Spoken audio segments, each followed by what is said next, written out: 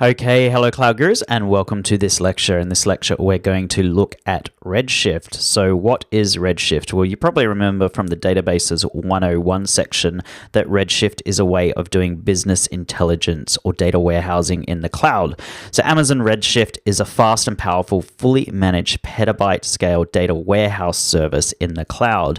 And customers can start small for just 25 cents per hour with no commitments or upfront costs, and you can scale up to petabytes or more for $1,000 per terabyte per year, less than 1/10 the cost of most other data warehousing solutions. So if you need a data warehouse, Redshift is the one to use, and certainly in terms of the AWS world. So we learnt in the Databases 101 the difference between online transaction processing versus online analytics processing. And online transaction processing is if you take a store, you could go in and look up a particular order, and you'd look it up using an order number. It's a single row of data. Whereas online analytics processing is where you're running queries against your database. And it might be that you want the net profit for EMEA and for the Pacific for a digital radio product. And this is going to pull in a huge number of records. It's going to add up the sum of all radios sold in EMEA, so Europe, Middle East, and Africa.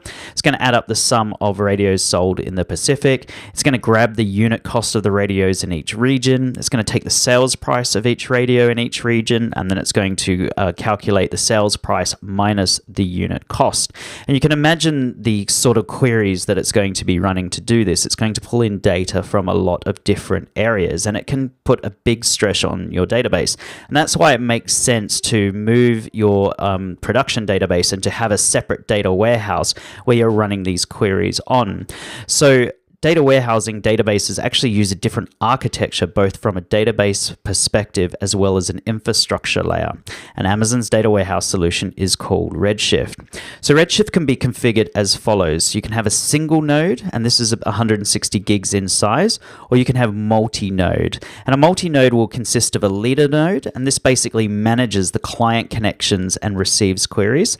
And then you have all your compute nodes, and these store data and they perform queries and computations. And you can have up to 128 different compute nodes behind a leader node. So Redshift uses really advanced compression, and instead of going in and compressing individual rows inside a table, what it actually does is it compresses individual columns. And because the columns contain the same data, so one column might be a date, for example, or another column might be text, or it might be an integer, or it might be a Boolean value, or whatever. When you use compression based on columns, you get a lot more, it's a lot easier to compress because all the data is the same.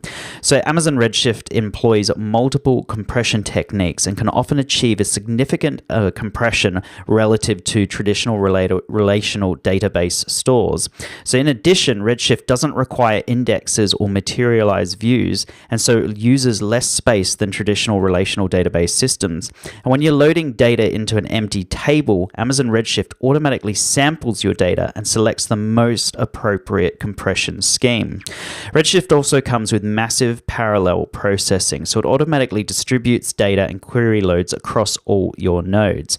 And Redshift makes it easy to add nodes to your data warehouse and enable you to maintain fast query performance as your data warehouse grows.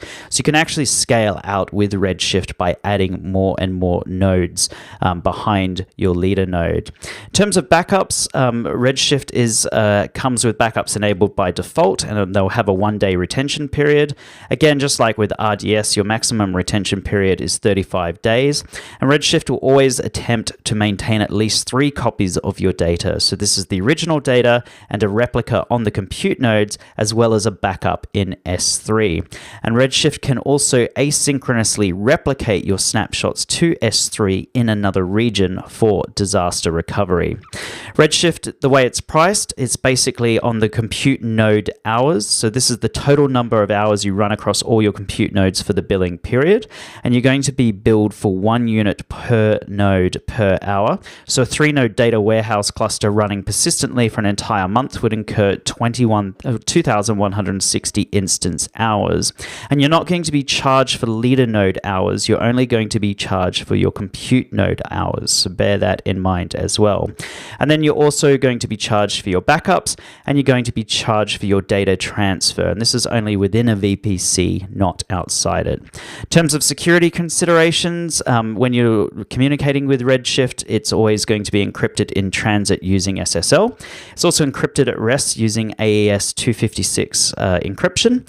And by default, Redshift takes care of the key management. So you don't have to worry about managing keys with Redshift, but you can manage your own keys through a hardware security module, also using the AWS key management service. And we do cover off Cloud HSM as well as AWS KMS in an awful lot of detail in the Certified Security Specialty course.